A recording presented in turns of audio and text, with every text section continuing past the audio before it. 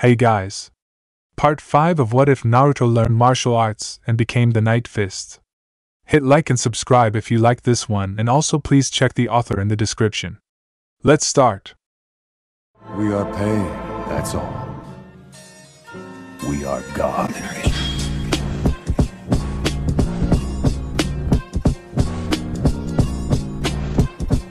Chapter 12. Everyone present stood in ominous silence as the first fist slowly made his way over to the collective group.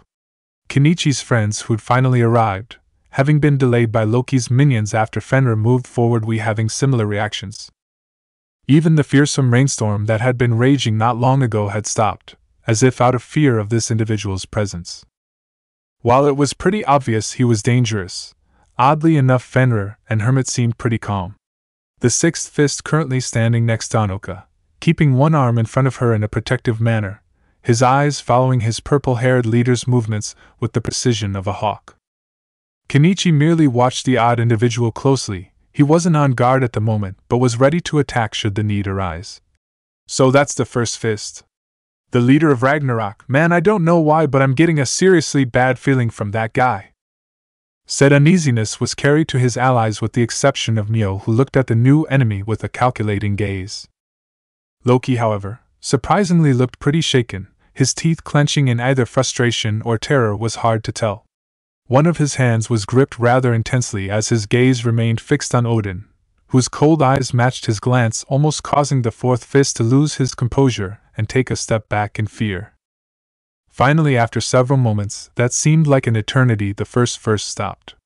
His eyes slowly moved from one side to the other, scoping out everyone present, with the exception of the masters in the tree.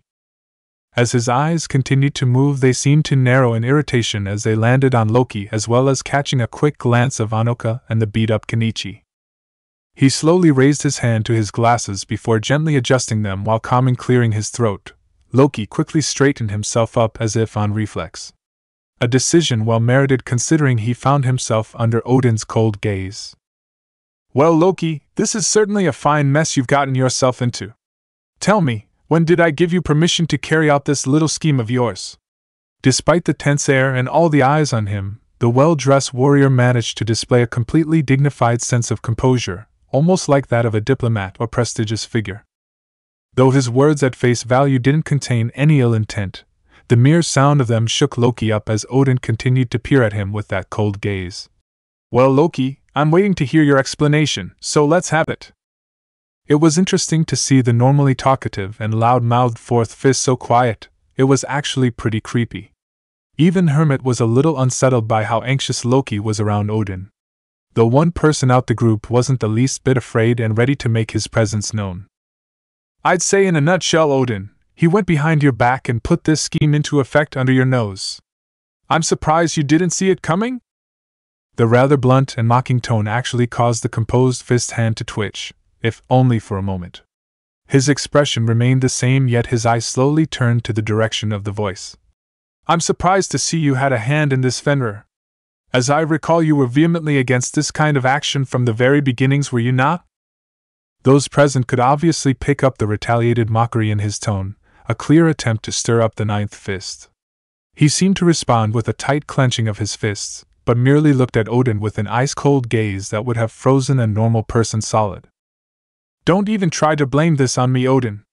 I only came here to make sure that a certain idiot I know who'd gone along with this plan didn't manage to screw himself over any more than he already has. And I also wanted to kick the living shit out of Loki for this asinine stunt of his. His tone was somewhat loud and violent. Odin remained calm again, adjusting his glasses with the slightest touch. My Fenrir, you should really watch your language. After all, there is a child present. His eyes slowly shifted to Anoka, who withdrew somewhat only for Hermit to get in front of her, causing Odin's all-seeing eyes to focus on him. Hermit, it's surprising to see you here too. I never would have expected you of all people to go along with one of Loki's schemes. Hermit, already frustrated by Loki's stunts, his fight being interrupted and the conflict going on in his brain, was having a really hard time not lunging at Odin's tone or his implications. However, he was surprised when Odin merely raised his palm towards the sixth fist in disinterest. No need to get bent out of shape, Hermit. As it stands, I'm willing to forgive you for this little insurrection, seeing as how it would technically be your first step out of line. Just try to remember who's in charge next time." As he changed his attention to Loki, Hermit prepared to attack him in a rage, only to be stopped by a gaze from Fenrir. Though he didn't make so much as a sound, the look alone conveyed the simple message. "Don't, now's not the time for this." The hooded fist reluctantly swallowed his pride and stayed quiet, while Odin looked at Loki with a gaze that slowly became cold. "You, on the other hand, Loki, aren't so fortunate. You see, I've been growing rather tired of you constantly going behind my back with these little plans of yours, undermining my authority." In a flash of a second there was a quick movement that Mio, Fenrir, and the Masters caught but was invisible to the others. Those remaining who didn't catch sight of the movement at first acted as if nothing happened, but their eyes quickly widened, thought none more so than Loki, whose face was now completely exposed, revealing his surprisingly good-looking face to the world. Though what was more surprising was his signature goggles currently resting in Odin's hand.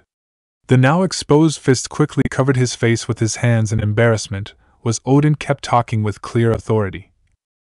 "If it weren't for the fact that the Great Sage Fist finds your information-gathering skills a vital asset, I'd have you removed on the spot." To emphasize his point, he crushed the goggles with a single grip, shattering them to pieces. Loki growled in frustration, yet still kept his hand glued to his face to conceal it. Odin's eyes then slowly drifted oddly enough to Kenichi, an action Fenrir paid particular interest to. Well, it's nice to see you again, Kenichi. It certainly has been a long time, hasn't it?" Unlike when he'd been grilling Loki or conversing with the other fists, Odin's tone here was actually almost friendly and nostalgic.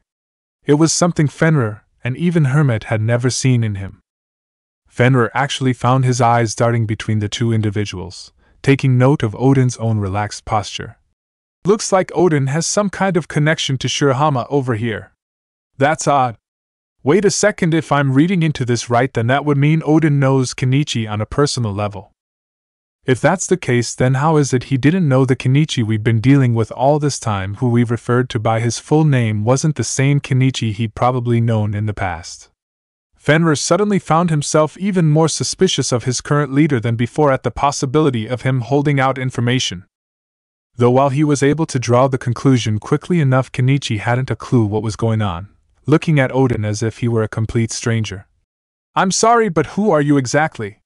His tone was honest and blunt, though Odin didn't seem the least bit shaken by his answer, almost as if expecting it. With a sigh, he again adjusted his glasses in a calm manner. "I see, so I guess you don't remember me after all this time. Oh well, it's no problem. It'll come to you when the time is right, along with the promise you and I made a long time ago." Kenichi's eyes widened at the implication of his connection to his enemy, yet for the life of him couldn't recall any of what said individual was telling him. Odin merely took the information he'd gotten and slowly began to walk away, though not before directing another cold look towards Loki that caused him to stiffen like a statue. There were no words, but his expression said all that needed to be said. With a grunt of annoyance, Loki kept his face covered before looking to the balcony. "Number 20, we're pulling out, so get down here already." The military otaku managed to recover from Hermit's rather brutal attack, quickly leaped down to Loki's side as they prepared to leave. However, Loki turned to face those present, though his gaze was primarily focused on Fenrir, having been the key distorter of his plan, before pointing at the hooded fist. "Don't think I'll forget about this, Fenrir. Mark my words, I'll make you regret crossing me." He then turned his attention to Hermit, still atop the balcony.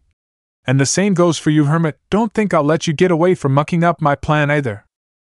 Neither fighter flinched, or even reacted to his proclamation, and watched as the humiliated and defeated trickster quickly followed behind his leader, lest he suffer greater humiliation. Once the two were gone, the air grew progressively less tense, so much so that Kenichi promptly fell on his butt, too sore from the fight to stand, though still maintaining his optimistic attitude. "Man, I was afraid I was gonna have to fight that guy too. If that had happened, I'd be dead for sure." Myo slowly approached her friend with a curious look as her eyes were focused on the area where Odin was. "That was pretty strange though. Kenichi, are you sure you don't know that Odin guy from somewhere?" Kenichi's expression alone answered her question for her. His gaze indicated his mind working to try and pieces together the strange puzzle of Odin and what relationship he and Kenichi had. "Sorry, Myo, but I really can't think of anything. Whoever he is, it's pretty obvious he knows more than I do. Sorry to interrupt your little chat, but I believe I have something that belongs to your Shirahama. Kenichi's eyes widened as his head quickly jolted up, only to quickly be slammed down to the ground and have his face obstructed by something pink and soft. He actually howled in a humorous manner as the pain from his injuries and the fall clashed like two high-speed trains. Sadly, his sister Anoka, now clinging to him for dear life, paid no mind to his brother's pain, merely content to bury her head in his chest. Oh, big brother, you were so cool out there. It was incredible even though you didn't win. Kenichi quickly deflated like a beach ball at his sister, acknowledging that while he'd fought hard against Hermit, they hadn't technically decided a winner. Though said thought quickly reminded him of something as he slowly pulled his sister off of him before turning to Hermit with a grateful expression. Tanimoto, I want to thank you for saving Anoka, I really appreciate. Hermit diverted his face to avoid people seeing him slightly blush in embarrassment to the praise, though only slightly, trying to maintain his tough guy act. Sheesh, don't get the wrong idea, Shirahama. I just didn't want Fenrir or the brat getting on my back about it. Said Fist quickly made himself known by slapping his coarse cohort upside the head, meriting an angry look from the sixth fist, which Fenrir merely shrugged off. Quit trying to act cool. You did it because you didn't want to see the little girl get hurt. Even if she does annoy the living hell out of you, you still enjoy having her around. Now Hermit had gone from just kind of angry to flat-out embarrassed anger, as he slowly looked at Anoka, who as expected listened to everything Fenrir had just said and now looking at Hermit with a very cute yet kind of creepy happy face. Hermit actually slapped his forehead in frustration, his mind portraying images of the little girl running around his house causing a huge mess in every direction, trying to clean it, all the while feeding him food that was likely to give him food poisoning. My life just went from sucking to hell in a matter of 3 seconds. Thanks a lot, Fenrir. Though Fenrir himself actually looked in surprise as Kenichi had made his way over to the ninth fist, and said Fist geared himself up for an attack. However, Kenichi surprised him by outreaching his hand as a show of good faith with a smile on his face. I'd also like to thank you too, Fenrir. You helped save Anoka too, and I'm grateful to you. Kenichi awaited his response, hoping that he'd return the gesture, but sadly found his hand slapped away, though not in a violent manner. Fenrir merely looked at Kenichi with his eyes as cold as ever, though nowhere near as harsh as before. Don't get the wrong idea, Shirahama. Just because I helped save your sister doesn't mean we're friends now. I did this to save the girl who has no reason to be involved in these matters in the first place, and to keep Hermit from screwing his life over. You and I are still enemies, and I still intend to settle things with you in the future, so keep that in mind. His tone, though harsh, was still calm, and for the most part Kenichi took it rather well, his friends looking on. Fenrir quietly pulled his hand back and slowly turned his back to the group, though not before turning his head slightly to address Hermit. Hermit, after this little stunt, Loki's gonna be gunning for both our asses from now on. So I feel it'd be good for both of us if we made ourselves scarce for a while. The sixth fist didn't seem too broken up by the idea and seemed okay with it. That's fine with me. I'd been planning to go and train some more anyway. The sixth fist quietly turned to Kenichi, who straightened himself. Shirahama, we'll call this fight a draw for now. I want to fight you properly without any interruptions or as a part of someone's plot. The next time we fight, it'll be on my terms. Kenichi actually took the challenge with confidence, bringing his fist out in front almost in excitement. I'll look forward to it, Tanimoto. You can count on it. Fenrir took one last glance at the group before walking away and disappearing from the scene. Hermit quickly disappeared as well, meriting the two hidden masters to jump down from their perch. Sakaki looked down at Kenichi with beaming pride. Nice fight you had there, Kenichi. A little too flashy, but I'd been lying if I said I didn't enjoy it. He quickly chugged another beer while his disciple looked at him with a blank, shocked face. Myo, however, looked at the pair with a suspicious look. Just how long were you two up in that tree? Akasame, however, simply waved her off calmly. It's not important, Myo. We just wanted to see Kenichi in action and if possible catch a glimpse of the infamous Fenrir you've been talking about. Have to say I was pretty impressed. Though Sakaki, didn't you say you wanted to talk with him? Kenichi actually felt himself worry for his enemy at the idea of his karate master having any kind of conversation with the ninth fist. Thankfully, the drunken master looked away, slightly embarrassed at not going through with his intended action. Must have slipped my mind, hee. Well, no reason to dwell on that right now. Gotta get Kenichi back to Ryozanpaku to get healed up and start training again. The aforementioned disciple quickly started to panic at the idea of training again and attempted to flee, only for his massive master to hoist him over his shoulder and carrying him away with Mio and friends in tow. Akisame, however, took one last glance at where Fenrir had disappeared to, smirking slightly as the wind blew through his hair and face. I have a feeling that we'll be seeing Fenrir again quite soon in the near future. With that thought in mind, the Jujutsu master followed after his comrades, his mind already thinking of what ways he'd planned to interact with the mysterious fist. Meanwhile, said topic of conversation currently had something more pressing on his mind than the prospect of meeting and possible being interrogated by dangerous masters. Great, now I'm homeless again. Can't stay at Hermit's house since Loki knows I stay there, and I figure it'd be better to give Natsu and the kids some bonding time together. Looks like I've got only one option. Scene change. Gekkarin. Renka, who'd already been shell-shocked once, was now currently standing at the entrance of the restaurant with her jaw opened wide, again shell-shocked at the sight before her, barely managing out her next words in a stutter. You won, now what?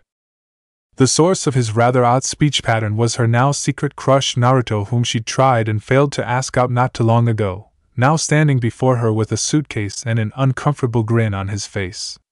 Hee, funny story, Renka. The blonde rubbed his head in embarrassment as he continued to speak to the still stunned brunette. All the while Hakubi found himself chuckling at the development, listening intently to the conversation as Naruto spoke. See, I got more or less kicked out of the place I was staying in, and well, I was wondering if possibly I could live here with you and Hakubi at Gekkarin. Pause. Renka's face didn't show any sort of change, as she almost mechanically tried to comprehend her next words. Thankfully, Hakubi, being the insightful master he was, quickly managed to come in and bail the frozen girl out. Of course, Naruto, you're welcome to stay here as long as you like. We're happy to have you here, aren't we, Renka? With a slight elbow nudge, said girl was at last knocked out of her mind. Pause, quickly coming back to reality. Naturally, once the full realization of what was going on hit her, she was practically doing backflips in her mind at the idea. Yes. Now Naruto won't be able to disappear on me like he did earlier. The girl quickly paused and blushed in embarrassment, recalling her rather epic failure in her attempt to ask the blonde out.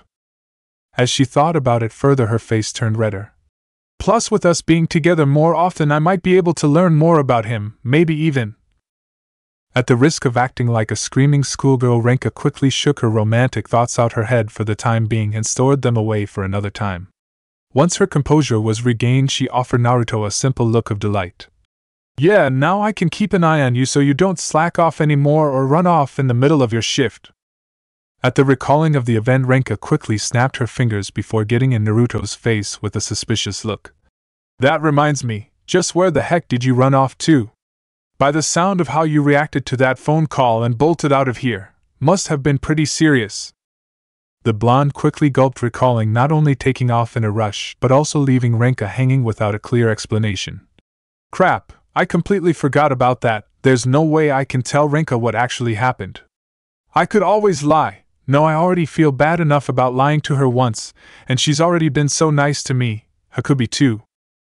Now they're even agreeing to let me live here. I can't just lie, but I can't tell the truth either. Damn, what do I do? At the sight of his rather conflicted face, Hakubi could easily tell Naruto didn't want to share his secret. Though not one to force a person to reveal something they wanted to keep buried, Hakubi quickly devised a countermeasure, one that would kill two birds with one stone. A slight glint in his eyes, he quickly leaned towards Renka and whispered something into her ear. At first her face heated up some in embarrassment before shifting to a cunning smirk, indicating it was something she was obviously interested in. With a nod and no warning, she lightly slapped the conflict blonde in the back of the head, getting a slight yelp from him. Oh come on Renka, I didn't even do anything that time, what the hell? Said girl merely sighed before putting her hands on her hips with a gleeful smirk growing across her face. Listen Naruto, I'm willing to forgive you for running off like that earlier today, and you don't have to tell me why you did it. At first Naruto was about to breathe a sigh of relief when he noticed Renka's grin grow, causing his shoulders to drop at the obvious sign of there being a catch to such a generous offer. "Alright Renka, what's the catch?" Renka quickly brought one of her hands up to her face in an excited gesture as she spoke. "You have to come along with me somewhere, and you can't refuse no matter what." Here is where things went weird.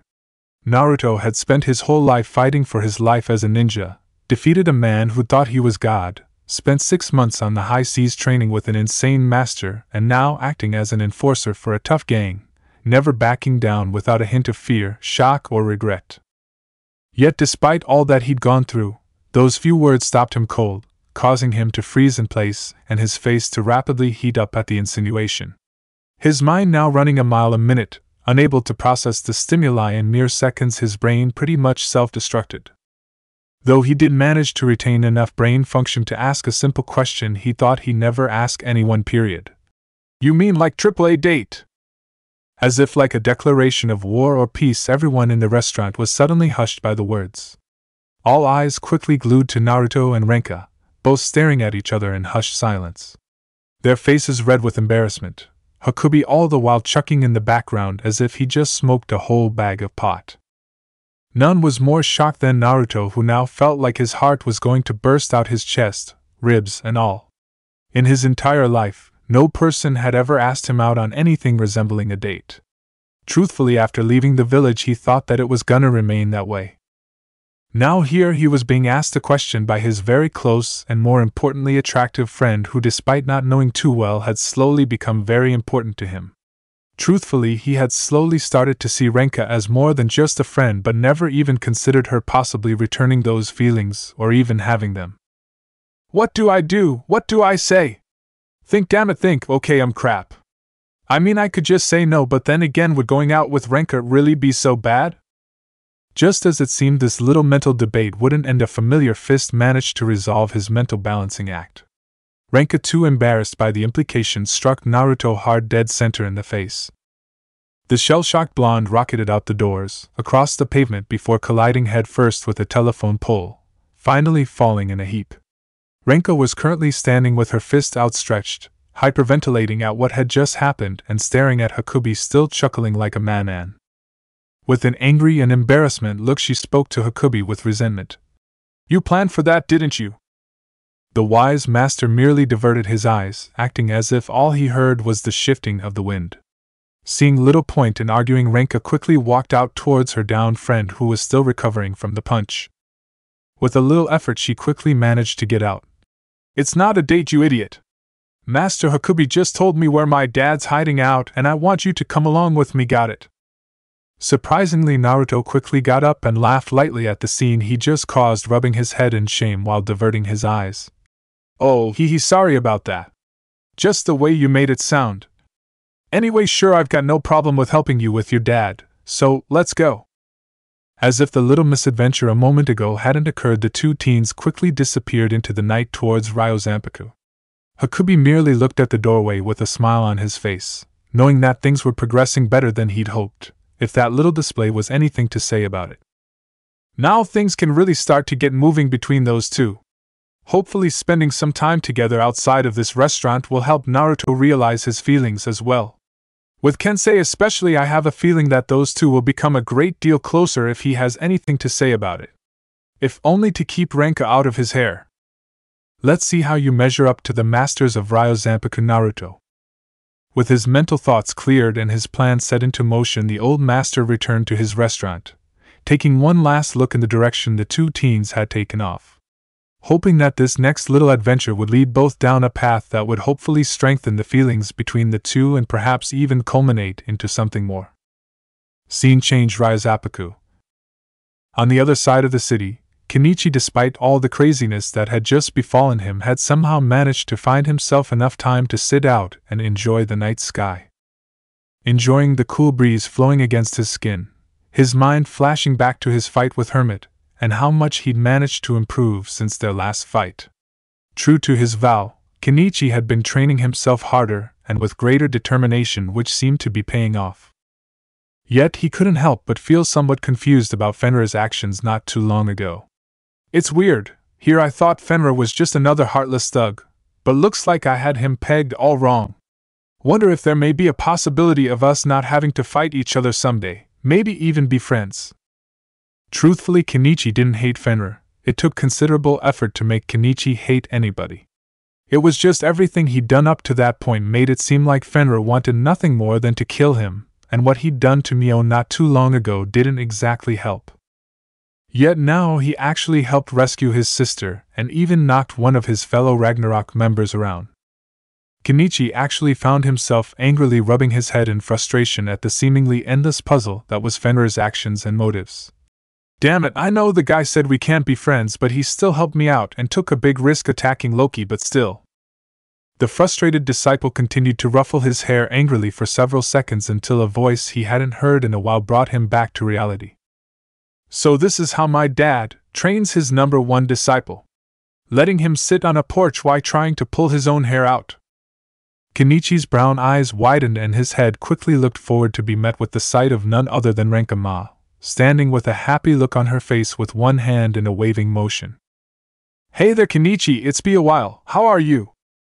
Kenichi merely paused, just staring at the girl in front of him, surprised to say the least to see his sensei's daughter, while he still wasn't used to saying that, now standing in front of him.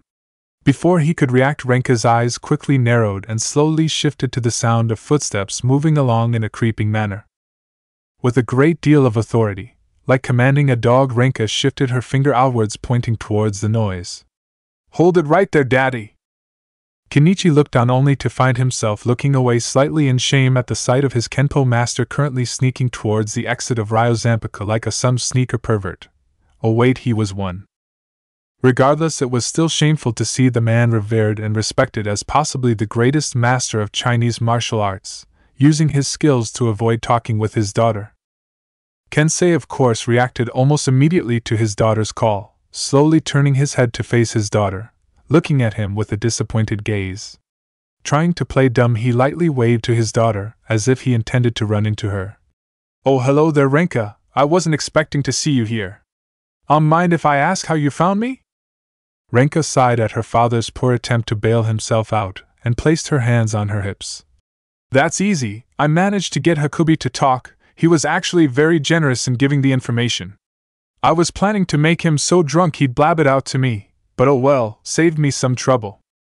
Kensei frowned at the sudden input, imaging Hakubi laughing at him in his head. Damn it, uncle, I thought you were on my side in this mess. Of course, the balding master saw little point in getting upset at his family betrayal, now thinking of a way to escape. Only problem was Renka came prepared with an X factor Kensei didn't count on. Sorry to interrupt, Mr. Ma. However, why don't you just save us all a lot of pain and aggravation and just do as she says? You know Renka won't quit. Both Kensei and Kenichi's eyes widened considerably as they looked in the shadows behind Kensei to find Naruto standing there with his arms crossed, currently dressed in a black shirt, white jacket, jeans and black shoes. A bored and annoyed expression on his face as he stared down Renka's father, though not before offering him a friendly wave. Kenichi actually got out of his shock and quickly found himself a little unnerved at the blonde's presence. In truth, like with Fenrir, it wasn't that Kenichi didn't like Naruto, especially considering how he'd helped save his and Renka's lives not long ago. Yet there was something about him that just made him feel uneasy, as if the boy were surrounded by an aura reminiscent of a battlefield. Still, he was a friend of Renka's and she was Kenichi's friend now, sort of. So with his mind working again, he finally returned Renka's greeting and identified Naruto's presence. It's nice to see you guys again, it's been a while. Glad you're both doing well. Renka offered him a brief glance and a smile, though was prudent to not take her eyes off her slippery father. Naruto, on the other hand, merely glanced at him before resuming his glaze at Kensei, though he did offer him a few words. Seems like you've gotten a little bit better since the last time we saw each other, Kenichi. The brown-haired disciple actually found himself a little happy at the blonde's praise, considering how well he'd fought against Sujetsu, which actually managed to ease his tense mind, if only a little. Thanks, what you said to me back when we first met really had an impact on me. At that moment, normally Naruto would have smirked as he once again had an impact on someone's life. However, the blonde's eyes were currently narrowed slightly, finding himself growing more uncomfortable being this close to his enemy and his masters. He was already regretting this little favor of Renka's but didn't have much of a choice at this point. So with a sigh he returned his full attention to Kensei, whose eyes were darting between the two before pointing at Naruto with an accusing finger, though his face was focused on Renka. "I can't believe you, Renka. You actually dragged Naruto into this. That's hardly fair." Renka, however, snorted at his remark and pointed at him with a similar gesture. "You're one to talk about being fair. You left Mama all alone in China to take care of your disciples so you could run off here and abandon your responsibilities. Besides," her face heated up slightly as she spoke, an action her father took note of despite her voice losing little force. "Naruto came because he wanted to, right, Naruto?" said Blonde, who tried to stay out of the little spat between family members, attempted to remain neutral. "Well, honestly, Renka, I was kind of against this from the start cause it seems like..." He promptly shut up as Renka glared at him before turning her glare to her father, now shaking like a leaf. With an evil chuckle, Renka quickly reached into her pocket. "You know, Daddy, Mama's been really upset with you since you left, given all the work you dumped on her. Not to mention all the perverted stuff you've been doing right now. I wonder what she'd to you if..." Her hand quickly pulled out a small red cell phone that quickly opened with Renka's hand on the dial button. "I called her right now and told her exactly where you are?" Kensei, the mighty kung fu master, froze solid, sweat dripping down his body by the gallons, looking at that phone as if it were the switch to an electric chair. In mere seconds he was at his daughter's side, on his knees crying and begging her for mercy. "Renka, please don't, your mother will kill me if she finds me here." His mind quickly flashing to images of a shadowed woman, looking at him with fearsome eyes reminiscent of a wild tiger, eagerly awaiting to inflict the unholiest of pains upon him. Sadly, his groveling only served to make Renka's grin turn sinister, like she was enjoying it. "You know, Dad, I have Mom's number on speed dial, so all I have to do is press call and..." Kensei now looked like he was gonna have a heart attack, his body paler than a bleached ghost. His eyes quickly shifted to Naruto in a pleading manner before moving over to him. "Naruto, please, I'm begging you, make her stop, please. I'll do anything, just don't let her make that call. She'll listen to you, I know she will, please." The sight of the grown man crying and begging truly creeped out the blonde and almost made him feel sorry for him. That is, until he recalled exactly what said man had done to his wife, which was a pretty asshole-ish thing to do, reasons be damned. On top of that, this guy was like a short, bald version of Jiraiya, someone Naruto enjoyed seeing suffer. With that in mind, he gained a sinister look of his own, turning to Renka. "Renka, if you make the call, I'll spring for the travel arrangements." Kensei went from pale to absolute white as he looked between the two, coming to a frightening realization. It's almost like this boy is a male version of Renka. A little bit more serious and composed, mind you, but the similarities are almost impeccable. You know, if it weren't for the current situation, I'd probably be happy that my daughter somehow managed to find someone she so easily clicks with. Wait, that's it, all I have to do is... HUY, what's all the racket out there? The four individuals currently in the middle of a battle to decide the future existence of the great Kensei Ma suddenly found their little war interrupted by the loud, bellowing and always drunk voice of Shio Sakaki, followed in close pursuit by the other masters of Ryo Zanpaku. At the sight, Kensei quickly got to his feet to avoid embarrassing himself, while Renka merely offering the group a smile to mask her early intentions. However, Naruto felt himself go from uneasy to flat-out paranoid. Damn it, this is not good. Now I'm surrounded by Shirahama's masters. If I so much as take one step out of line, I'll be screwed. Despite no longer having his chakra, the blonde could easily sense the immense power coming from each of the master-level fighters. Some could argue that the people Naruto had faced in the past were much stronger, though that only applied to chakra skill. If they were going by raw physical skill, then his enemies would have been screwed against these people. Doing his best, the blonde attempted to calm himself, and remained scarce as masters looked over Renka with an interesting eye while the girl introduced herself. With a simple smile, she bowed to the masters in a polite fashion. "Hello, sorry for the interruption, my name's Renka Ma. I'm Kensei's daughter. Thank you for looking after my father all this time." Sakaki quickly found himself laughing as he looked over Renka, finding it hard to believe the pervert could actually have kids at all. Akasame didn't seem too surprised, while Apachai and Shigeru didn't seem too interested. Hayato, of course, being the dojo leader, approached the girl with his normal happy look while stroking his beard.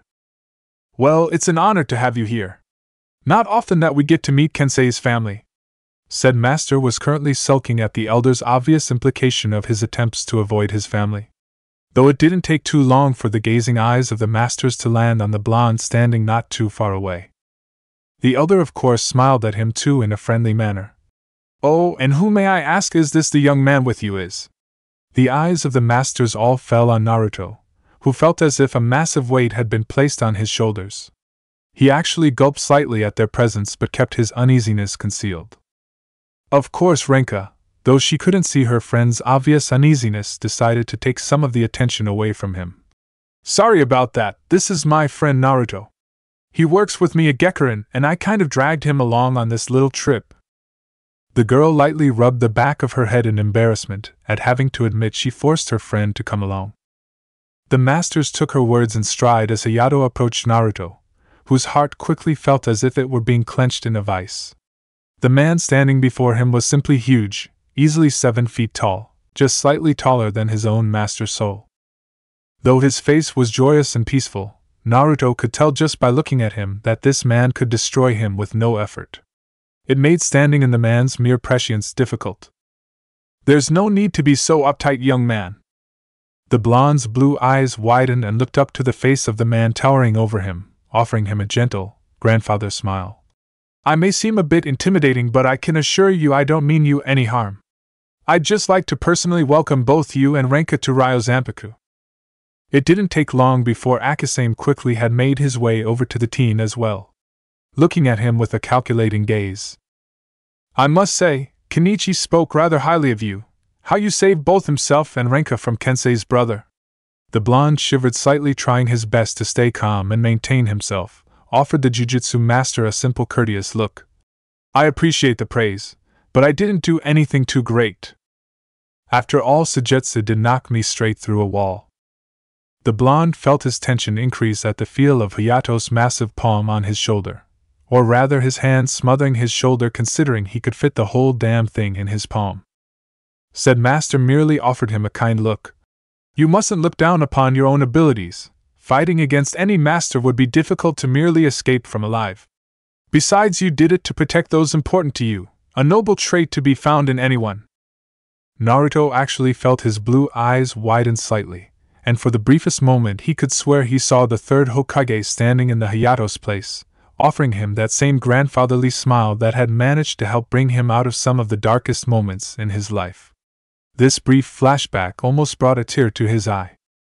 Hayato could see all the emotions flowing through the boy's eyes, and it made his gaze harden, if only for a moment. It's just as Kensei described him. Eyes like those of one who has seen much in his young life, far more than anyone his age should ever be forced to see. So many emotions ripping through his eyes, like a violent storm howling in rage. "What story do you hide behind those eyes of yours, my boy?" The old master attempted to pry further into the boy's mind when a sound of a ladle and frying pan clashing together got the attention of all those present. Naruto was shaken from his thoughts, and his focus brought to someone who made his eyes harden.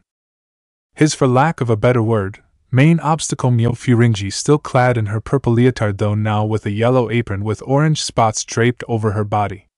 Her face held a very light-hearted and happy gaze, completely different from any he'd seen on her in the past. Her voice matched her more light-hearted demeanor, very chipper. "Hey everyone, dinner's almost." The girl finally managed to pay notice to the two additional individuals whom she'd never seen before, though quickly adopting a very welcoming tone. "Oh, hello there, I didn't know we'd be having guests over. I'm Myo, nice to meet you both." Kenichi, of course, being the polite and sanest of those present at the moment, introduced the two properly. "Myo, these are some friends of mine I made a while back. That's Renka, Kensei's daughter." He pointed to Renka, who offered her a slight wave, and then his hand shifted to Naruto. "And that's her friend and co-worker Naru." The brown-haired boy stopped mid-sentence, as in mere seconds the blonde object of his affections had the other blonde wrapped in a very tight hug, tracing over his whisker markers while staring at them with massive doe eyes. Naruto wasn't doing much better himself, his face currently red at the girl's close proximity, though also having a hard time keeping himself from attacking the girl on reflex due in part to their prior clashes with each other. He attempted to speak to the currently ecstatic girl, however. It was obvious she was in dreamland. "Oh, those marks on your face make you look like a little kitty cat. They're so cute." The masters all sweat dropped at Myo's reaction towards the boy's face marks, though Sakaki was chuckling at the boy's predicament. Apachai, on the other hand, was looking at Naruto as well with a similar look to Myo's.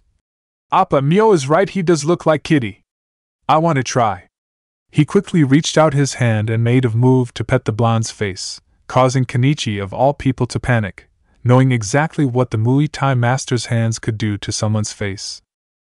Thankfully for Naruto, Akase managed to keep the Muay Thai death god from advancing, though he wasn't able to prevent Myo from in her cat-obsessed mode from scratching against Naruto's whiskers like one would a cat, causing him to purr in response. The girl let out a massive scream of happiness and continued the onslaught of cuddling. Of all those present, however, Kensei currently found himself shaking a little with a nervous twitch as his, and not long after, Kenichi's eyes drifted to a growing source of murderous intent. Said source was a rather PO'd Renka, currently glaring at Myo cuddling Naruto like a little kitty. Kensei actually felt himself gulp in fright at the girl's look. "Oh, this isn't good. It's bad enough Renka is obviously interested in this boy, but now Myo has to pull something like this. When Renka has her sights set on something, she can become very competitive, especially with romance. I just hope she doesn't take things too far, like last time." With a look of murderous jealousy, Renka slowly contemplated her course of action and retaliation, musing over her anger towards the girl. That blonde, balloon-chested bimbo. Who said she could cuddle Naruto like that or touch his whisker marks like that? I haven't even gotten to do that yet. Her gaze quickly shifted to that of a squealing little girl as she recalled something. But now I know that Naruto purrs if you scratch his cute whisker marks. Oh, I have tried that. At that point, however, she quickly shook herself free of such thoughts for another time, returning to her thoughts one of jealous anger and revenge before adopting a menacing smirk. "Alright, bimbo, you think you can move in on my man and think I won't retaliate? Well, let's see how you like it when I do it to you."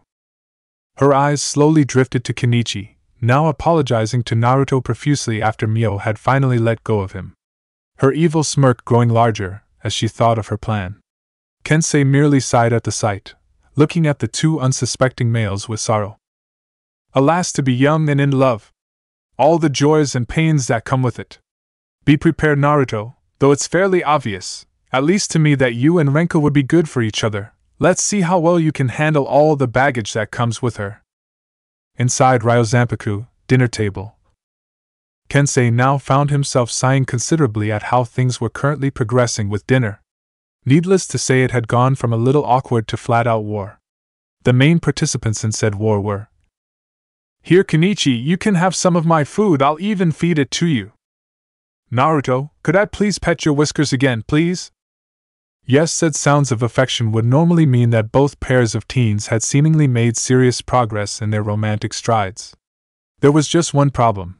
Said groups, or rather girls, were trying to woo the other girl's guy. After the little petting incident that took place not too long ago, Renka had become extremely jealous at Myo's incredibly close proximity to Naruto, and as a form of retaliation/revenge, said girl was now doing everything in her power to get close to Kenichi in order to piss the blonde off. As expected, her plan did manage to irritate the blonde girl, who quickly returned the favor by increasing her efforts to get close to Naruto. It wasn't long before it became a contest to see which girl could piss the other off the most, and didn't show any signs of stopping.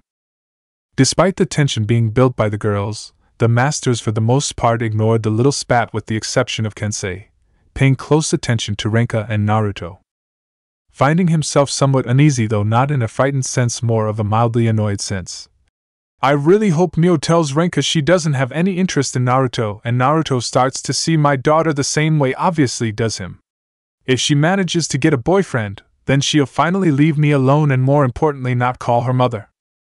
With another quiver of fright at the prospective thought of his wife coming to Japan, Kensei looked on at the battle between the two girls.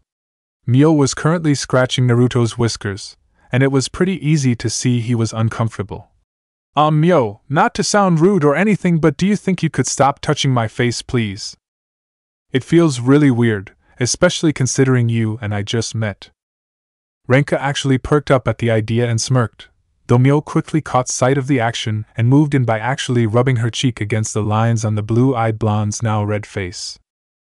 Oh, but Naruto, they're so soft and cute looking, I can't help but brush against them. She rubbed against his face with greater vigor, and to add to the tension, actually positioned herself so her large breasts actually pressed against his arm, the feel of which caused his face to go almost supernova. God, holy crap, what the hell is with the girls in this city? They've all got huge boobs. I mean, these girls are practically the same size as Renka's. Not quite as soft though. Wait, where did that come from? Crack.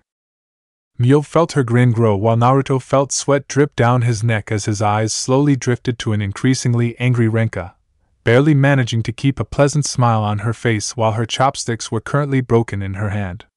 The muscles of her lips and cheeks were actually shaking at how much force she was exerting to keep it in place. Mio, of course, made it a point to take advantage of the situation, looking at the girl slyly. Oh, Renka, what's the matter? Are you feeling a little frustrated? If there's something the matter, feel free to tell me so I can help. With another smirk, Renka's grip tightened even further as her mind was now a sea of violent images of her beating the living crap out of Mio. Oh, you can help me alright. By taking your grubby hands and oversized knockers off Naruto. It took a great deal of effort from the blue-haired girl to keep from lunging over and strangling Mio, but somehow Renka managed to keep calm. With a breath, she slowly turned to Kenichi, trying his best to remain inconspicuous. With a slight grin, she moved closer to Kenichi and lightly tapped him on the shoulder, while speaking in seemingly innocent voice. Kenichi, do you think you could possibly lend me your chopsticks since I've broken mine? The brown-haired disciple lightly turned to his Kenpo master for a way out of this time-bomb situation, only to get the left side of his master's head. Thanks a lot, master. Lightly griping his chopsticks, he's slowly handing them to Renka, offering a hesitant grin. Sure, Renka, here you go.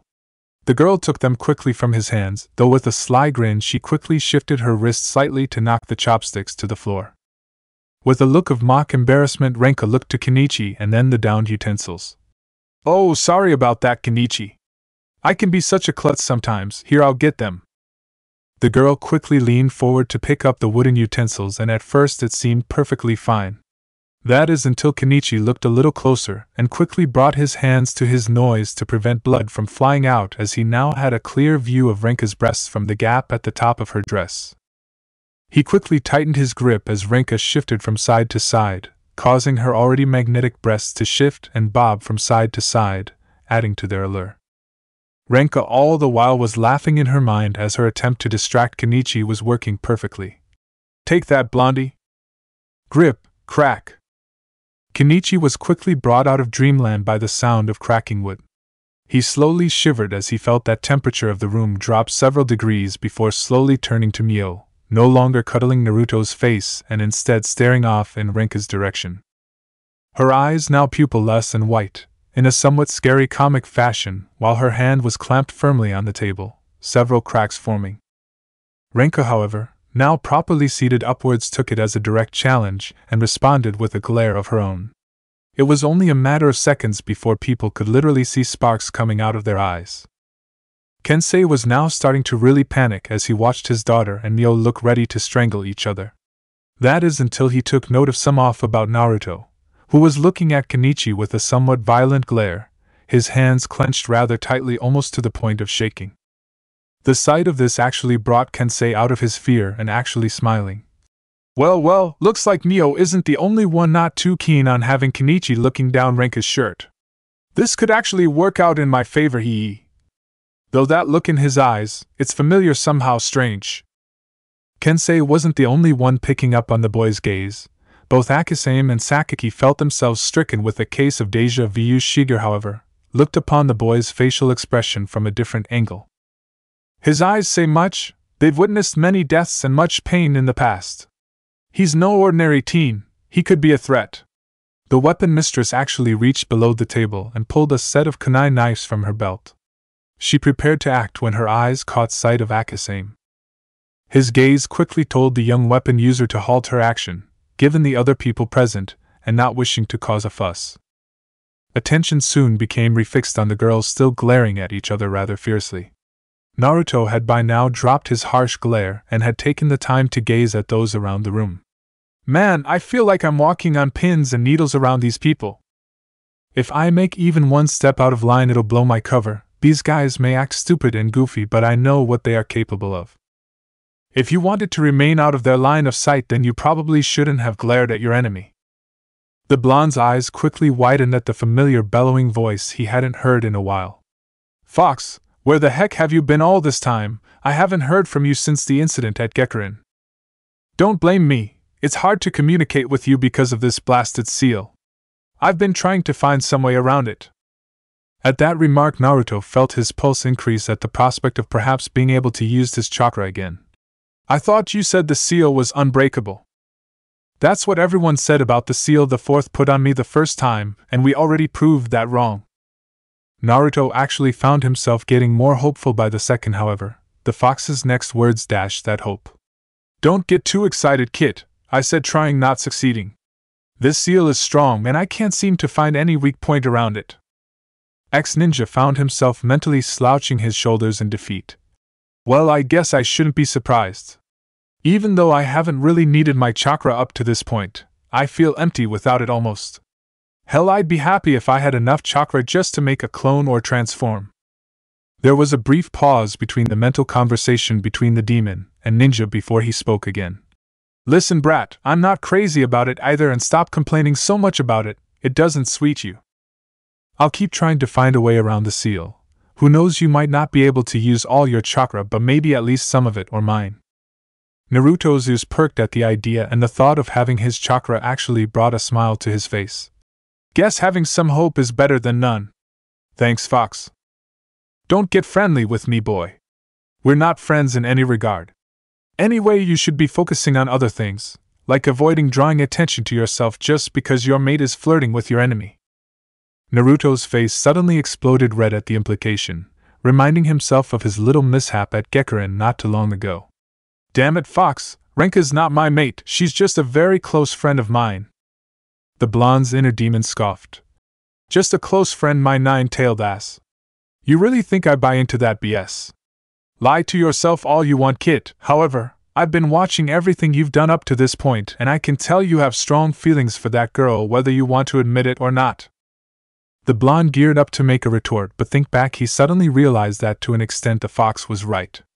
His eyes slowly drifted to Renka. Though she was still glaring at Mio, the blonde felt his face heat up a little. His mind quietly drifted to a number of images of their past interactions. Unlike the members of Ragnarok, who the blonde may have trusted to an extent, he always felt like he had to hide a good chunk of himself from them, having to hide his face behind a mask as if to hide his true self. With Renka, however, he didn't need to do that. At first he may have been a bit hesitant. As time passed, the blonde slowly began to actually feel like his old self, and even shared sides of himself with her he'd never shown his comrades in Ragnarok.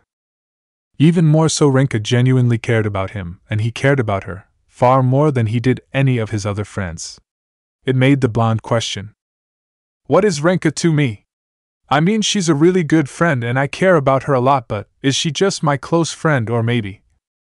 Naruto could suddenly feel the hairs on the back of his neck rise up as he felt a familiar hand brush against his cheek, causing him to tighten up and his eyes to quickly shift to the source, his hand ready to strike. However, he loosened up when he saw it was Mio looking at him, somewhat curious of his behavior. Everything okay, Naru? She was quickly silenced when Renka shoved her out of the way and got close to the blonde's face before smacking him upside the head, causing the originally stoic and panicked blonde to yelp in pain, those watching flinching/snickering at his agony. The blonde, however, held his head while looking at Renka with an agitated look.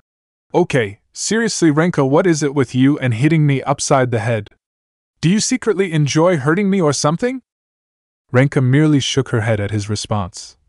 Well, sorry, Naruto, but I find that when you go into one of you little mind trips, hitting you is the best way to wake you up.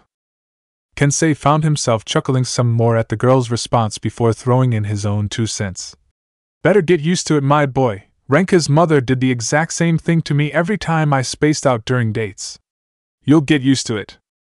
Naruto and Renka both suddenly ignited in the face at the crack. True Kensei could obviously tell there was more to Naruto than he let on.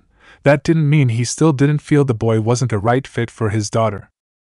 Thus decided it was his fatherly duty to help him steer the boy on the right path, even if it meant embarrassing him and his daughter to do so. After another minute or two of silence, Akasame slowly raised himself up. Well, I believe that's enough fun for now. Kenichi, why don't you show Renka and Naruto around while we clean up? Kenichi, thankful that little war between Renka and Neo was put on hold, nodded. Both Renka and Naruto slowly followed, though Naruto took a brief glance at the masters. True, his mind may have been focused on other matters. That didn't mean he'd forgotten where he was or who he was surrounded by. The masters merely offered him a casual wave, which he took as a gesture to leave. Neo paused for a moment, taking in the fact the person she'd been having a silent war with was gone before taking note of the current situation. Guess I'd better start cleaning up. The blonde with a sigh quickly gathered up the plates and left the room, leaving the masters alone and silent for a moment. I take it you all picked up on it as well? Akasame spoke rather calmly, as all the other masters had now adopted more serious looks, even Apachai. Kensei, however, didn't look nearly as, for lack of a better word, on edge as the others. I had my suspicions after seeing how well he managed to handle Sujetsu. Even if he didn't manage to hurt him in the end, no person could do that kind of damage without serious training. Though I never would have suspected him of being our disciple's newest enemy. Shigeru's eyes slowly shifted upwards, able to easily determine the teen's current location. Her hand slowly reached into her shirt. So should we. A pair of kunai knives and shuriken were slowly pulled out as the weapon mistress's face was deadly serious as she paused mid-sentence before continuing. Deal with him? Of the remaining masters, Apachai and Sakaki both looked eager to act, while Akasame and Kensei seemed content with leaving things as they were. Of course, all the masters were silenced when the elder raised his own hand to get their attention. Now, let's not do anything too rash here. After all, the boy hasn't really done anything to merit harsh treatment at this point. True, the elder was slightly peeved about what happened to Mio. He wasn't the type of person to go crazy on some teenager just cause he knocked his granddaughter around. After all, even the elder's weakest would be considered overkill. The other masters seemed content with the elder's response, though Akasame still seemed interested in the boy. Even if we can't necessarily attack him, that doesn't mean we shouldn't keep an eye on him. After all, there is far more to that boy than meets the eye. Hayato actually felt himself tense up slightly at the notion. Though all the masters knew some of the blonde's secrets, there was currently one only the elder knew. A secret he intended to reveal very soon to a certain ex-ninja. Time change night. Ah, what a pleasant night, perfect time for tea. Hayato was currently seated out on the porch of the dojo, simply sipping tea and enjoying the night air. He slowly brought the cup up to his lips with the steam from the cup under his nose. You know, if you want to speak with me, my dear boy, you just have to ask. The wise elder's eyes drifted off into the darkness of the dojo to reveal Naruto looking at him with an uneasy expression, though it was pretty obvious he was serious about something.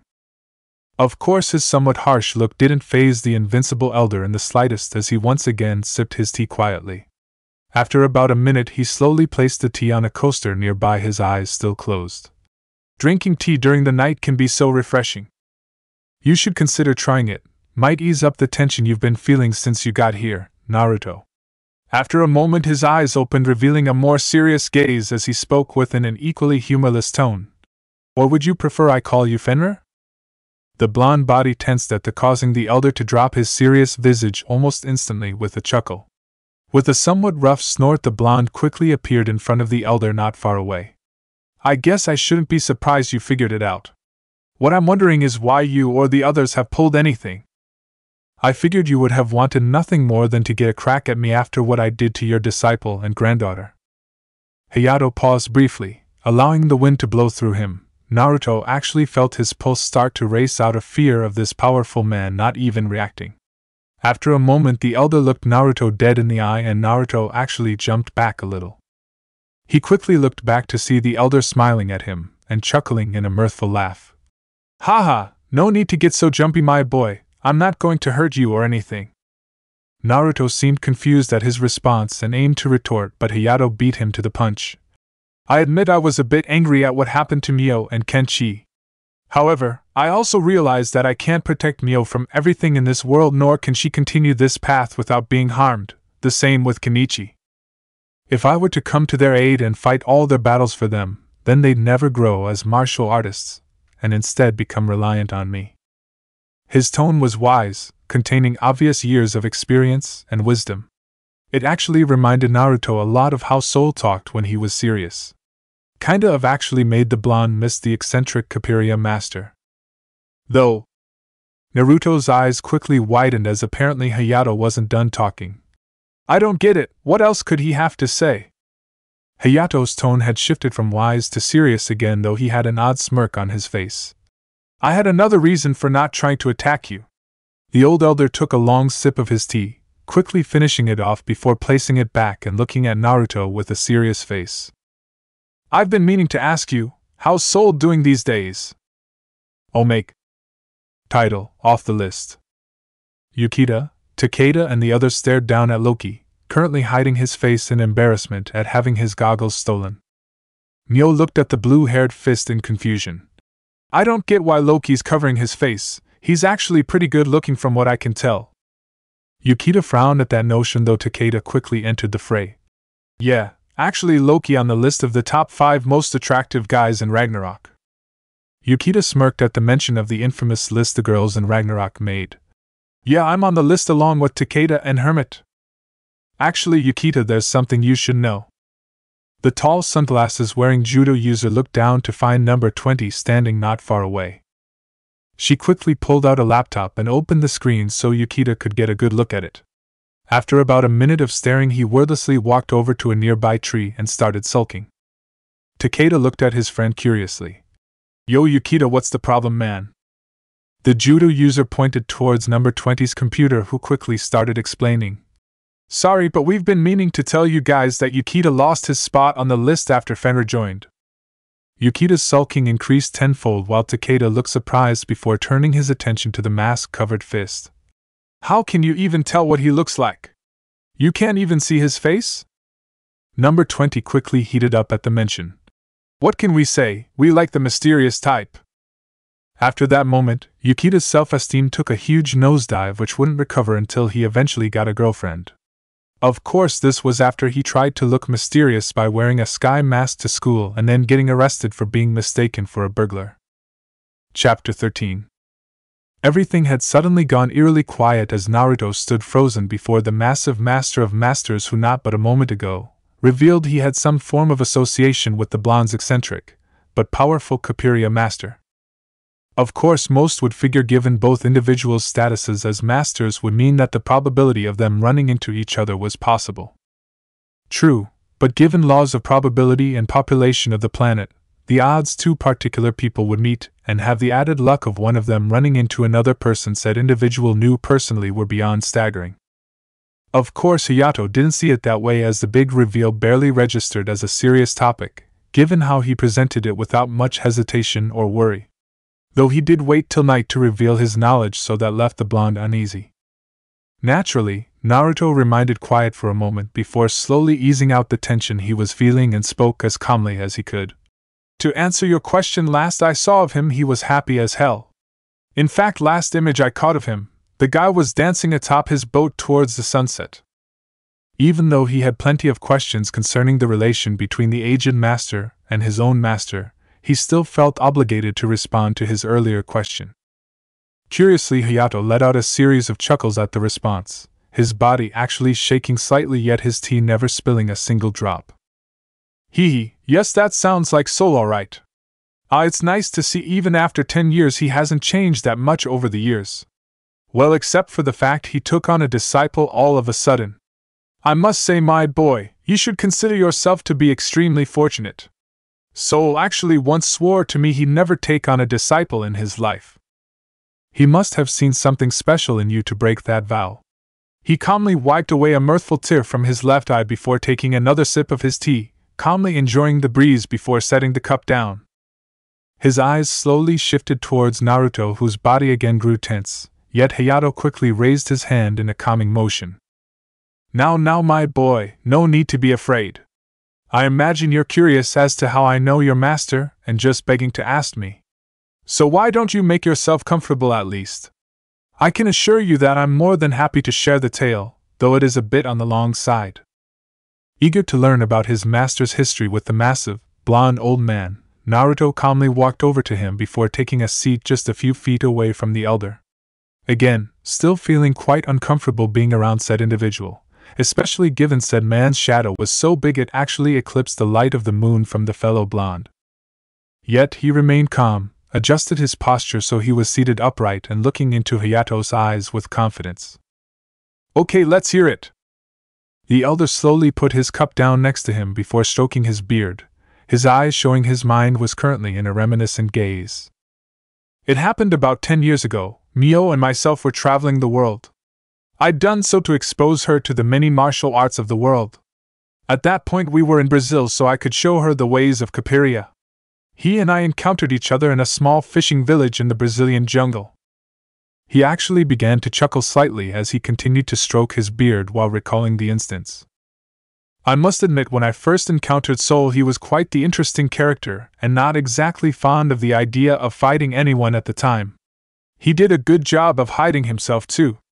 Actually had to spend 3 days combing through the jungle before I found him. As Naruto sat, he found himself somewhat confused at the talk of his master's actions. In truth, Soul wasn't a hostile fighter or an arrogant man who'd be so eager to boast his skills that he'd get into fights with every random stranger he met. That being said, he also wasn't a coward by any possible means, though that might have been because he was simply so crazy that he'd simply laugh at fear. Hayato picked up on this by the boy's disbelieving face and crossed arms. I take it you have some kind of problem with my story? Naruto just raised an eyebrow slightly, his fear of the elder master, for the most part, lost now that it was fairly clear he meant no harm, so he felt no reason to keep most of his comments free. You'll have to forgive me, I just find it hard to believe my master spent 3 whole days running from you just to avoid a fight. The blonde ex-shinobi then sat silently, awaiting a response. He'd expect some kind of serious shift in personality from the old master, as he explained the exact details of the encounter or some serious explanation behind his master's actions. What he didn't expect was for the old man to actually burst out laughing. The sheer shock of the moment actually caused the seated blonde to fall backwards from the sheer amount of force exceeded from the massive man's lungs. The giant didn't seem to notice, however, as he wiped a mirthful tear from his eye. Yes, I suppose that does seem like something to question considering Soul and his personality, so I understand your skepticism. Actually, if you can believe it, the only reason I had to chase after him for 3 days was because we were having a race. Now seated again and mentally questioning whether or not Hayato possibly knew wind-style ninjutsu, he quickly felt his mouth hit the floor and a massive sweat drop form at the old man's explanation. A race, really? The blonde master continued to chuckle at the boy's obvious annoyance at the explanation before adopting a bit more of a serious face. Well, all kidding aside, even before I first spotted Soul I could almost instantly tell he was a powerful man, one truly worthy of the rank of master. That being said, I might have been a bit overeager to try and fight him. However, Soul quickly fled to the forest with myself giving chase. When I did finally manage to catch him, I quickly realized that Soul did so only to ensure we were away from any populated areas. Turns out he was just as eager as I was to fight, just didn't want to get anyone involved who might get hurt or interfere. Naruto's previous skepticism pretty much vanished as he now actually smirked slightly at his master's true intentions and tactics.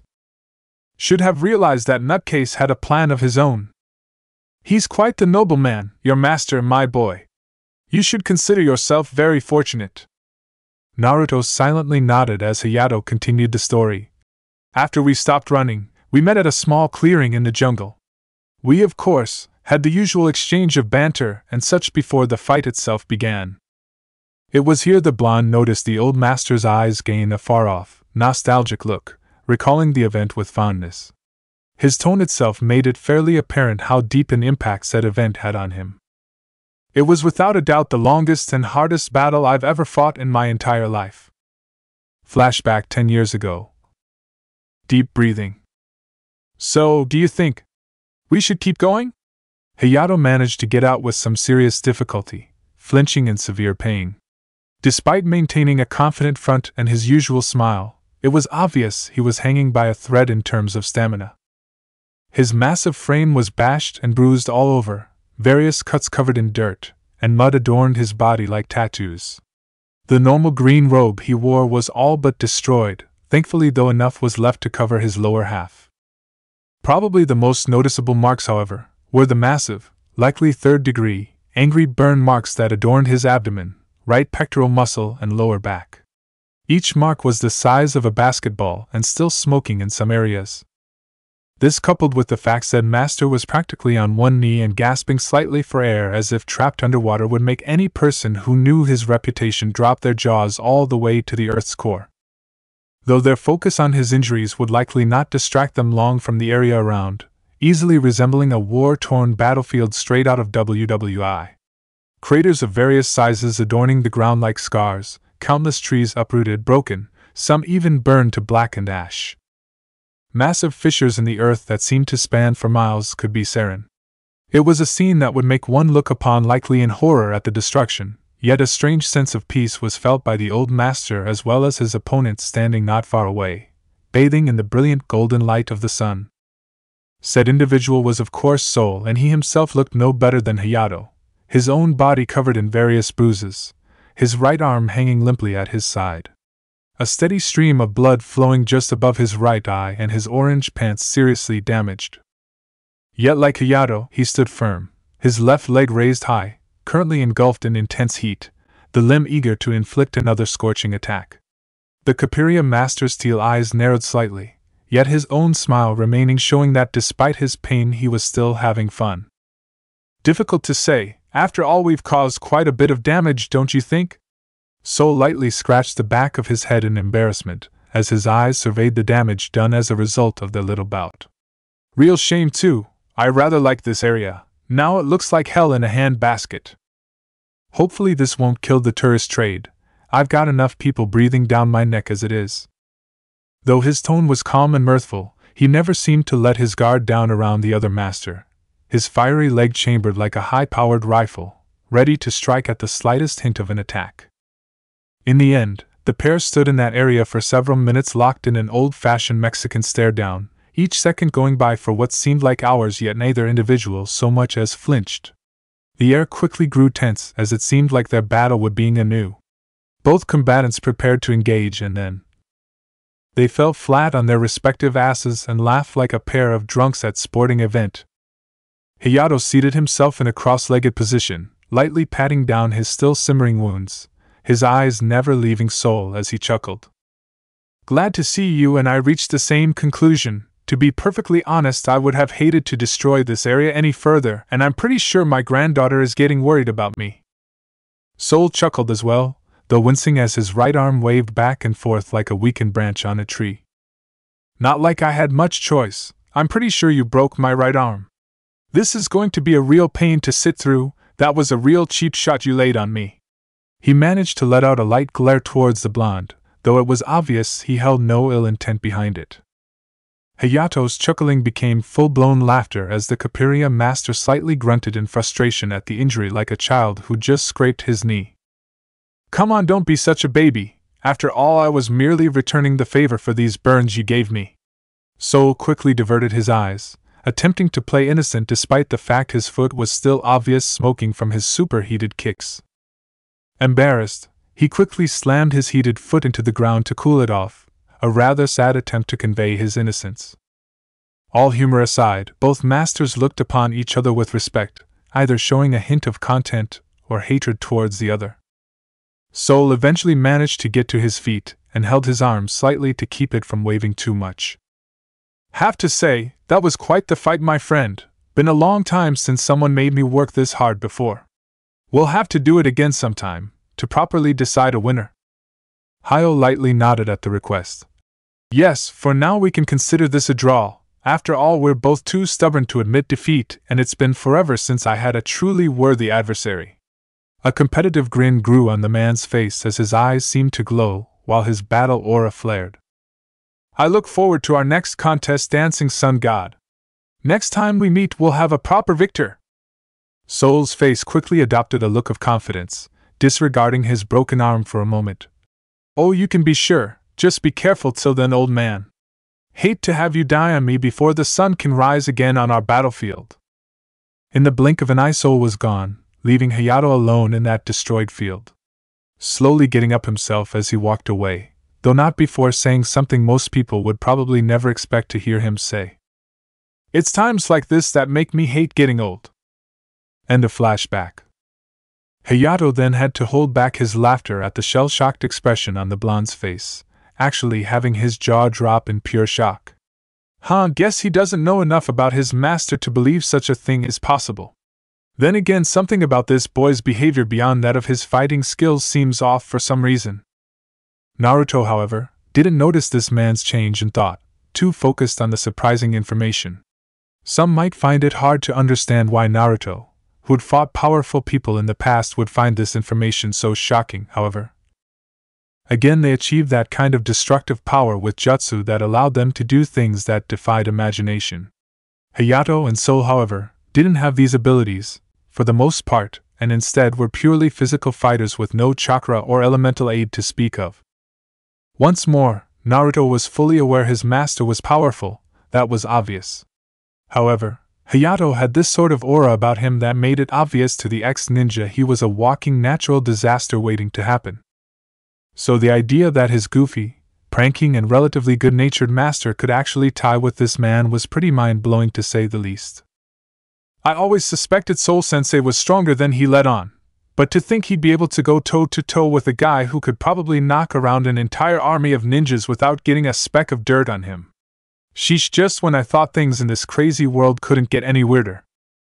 Shaking his head clean to ease the growing migraine he was getting, the blonde figured now would be a good time to simply go back to bed. Hayato, of course, took note of this and smiled as he quickly finished his tea. Well, my boy, I think it best you get some rest for tomorrow.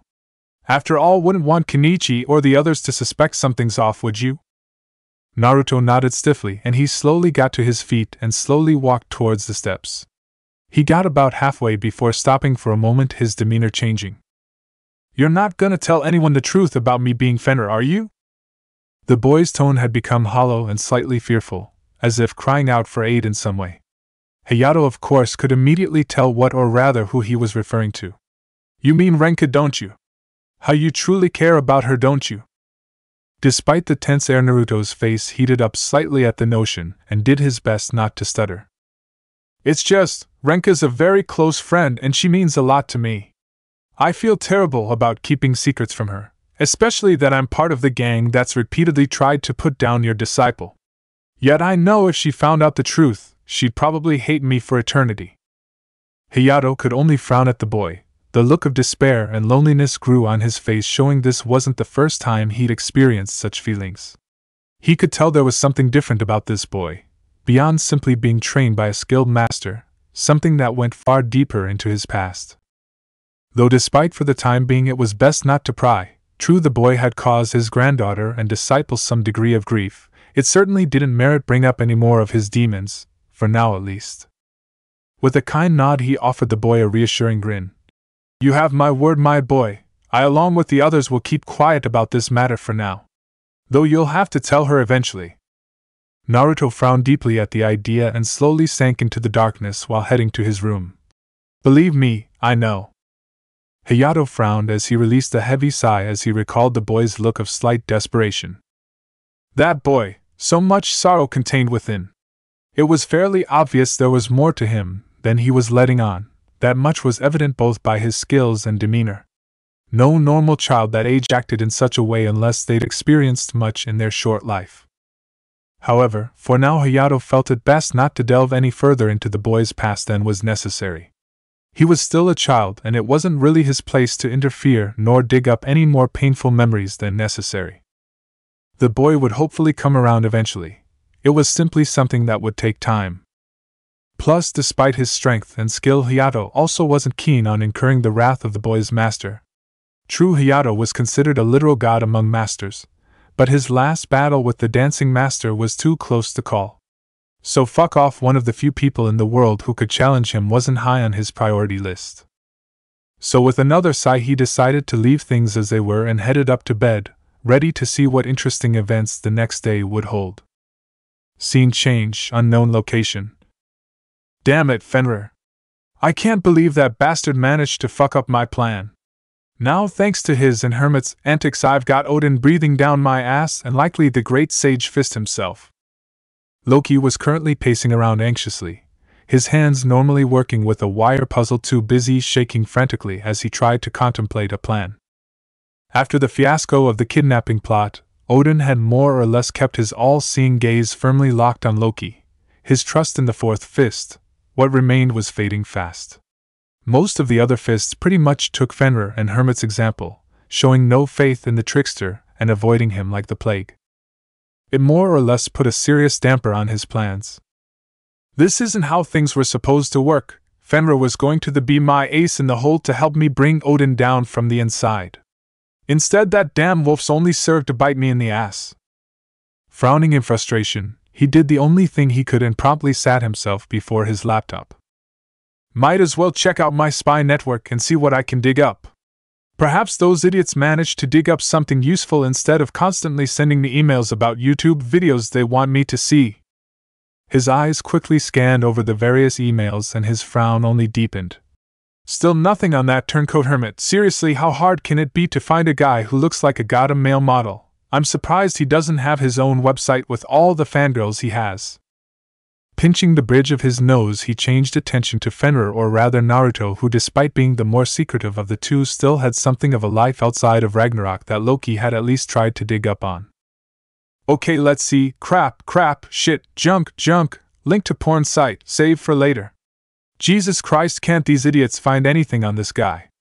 What am I paying them for if they can't get any information on one person? After a few more minutes of frantic searching for any possible dirt on the hooded fist, the blue-haired teen was about to give up when his eyes caught sight of a link one of his spies managed to find. A smile began to form on his face as he quickly read the link. Combat in Chinatown, local bus terrorizes triads.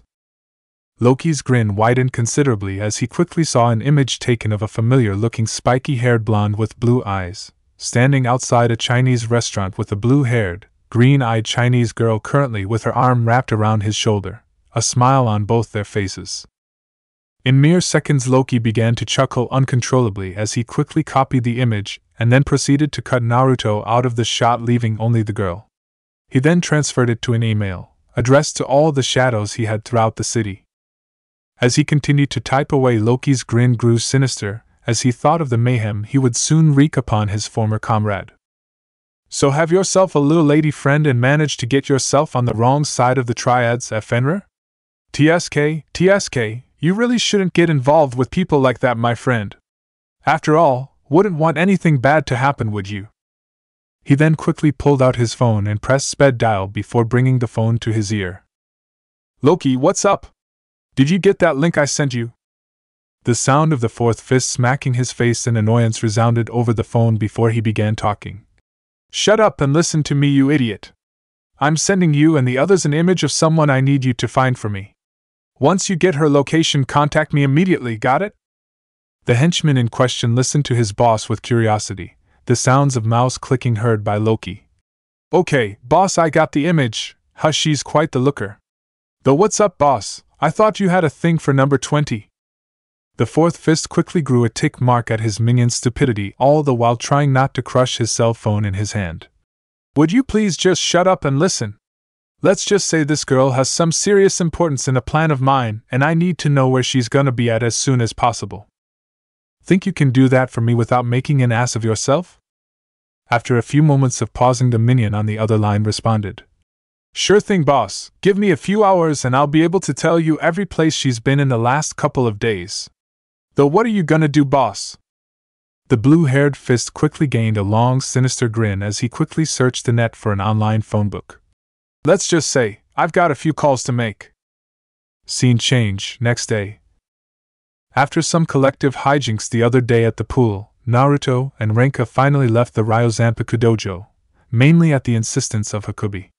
Apparently business during the lunch rush had gotten too out of hand and they needed some extra hands. So the pair finally left the dojo, though not without Renka delivering one last threat to her father, making the almighty master swear to remain in town where his daughter could easily find him.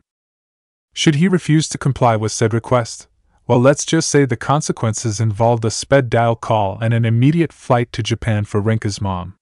The short balding man quickly yielded and Renka had left with a satisfied look on her face. Naruto, however, held back for a moment as he felt the eyes of the masters peering into his back.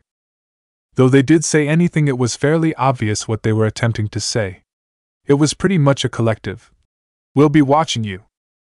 Both Kenichi and Myo, of course, were completely unaware of the silent exchange from the masters, though Naruto was able to pass along a silent message to them with a simple facial expression that read, "I'll keep that in mind." Giving the two disciples a simple wave, he then quickly caught up to Renka, who was tapping her foot slightly in frustration at his slowed pace. The two then made their way down the sidewalk, the sight of the sun high in the sky greeting them. The air was fairly calm, wind was blowing with a calm breeze. Actually, it was a pretty nice day. "Huh, nice day for a walk." Renka's eyes, ever curious, quickly zeroed in on the blonde who'd been attempting to be silent, as well as his interaction with the masters had gotten her interested. Truth be told, during the pool incident she'd tried several times to get alone with the blonde. Such methods included spending time in the pool, going down the massive slide together. Hell, she even tried asking him to put sunscreen on her back. Granted, that last one did at least get a pretty funny reaction consistent of a red face and minor nosebleed. It wasn't the solitary, possibly relationship developing moment she was going for. So now that she finally had the blonde to herself, felt like a good time to talk, at least in a more casual way. "So Naruto, I'm a little curious. What did you think of my dad and his friends? I mean, I know you met him and Kenichi that time at Gekuren, but well, he didn't stick around long enough to leave much of an impression." The blonde, thinking back to the first instance he met Kensei both in the restaurant, and when he fought against Sujetsu, despite both only being for a few minutes, gave the blonde enough of an idea of the man's character. In actuality, being with him for a few more hours only helped to solidify what he thought. His mind quickly flashed an image of a familiar white-haired pervert who, despite being a royal pain in the ass, ended up filling a large hole in Naruto's heart for quite some time. Hell, the similarities between the two were pretty big when all was said and done. Actually made the blonde wonder if they were related in some way. Still, imaging the short brown-haired kung fu master quiver in fear of his wife's possible wrath reminded him eerily of Jiraiya's fear of Tsunade, and actually made him laugh somewhat, earning a look of surprise from Renka, not used to seeing Naruto laughing. Renka's surprise only grew, as it wasn't just a laugh that was unusual but also Naruto's eyes and facial expression. Normally he kept a pretty neutral face with the occasional smile here and there, his eyes remaining fairly hardened and at times even a little cold.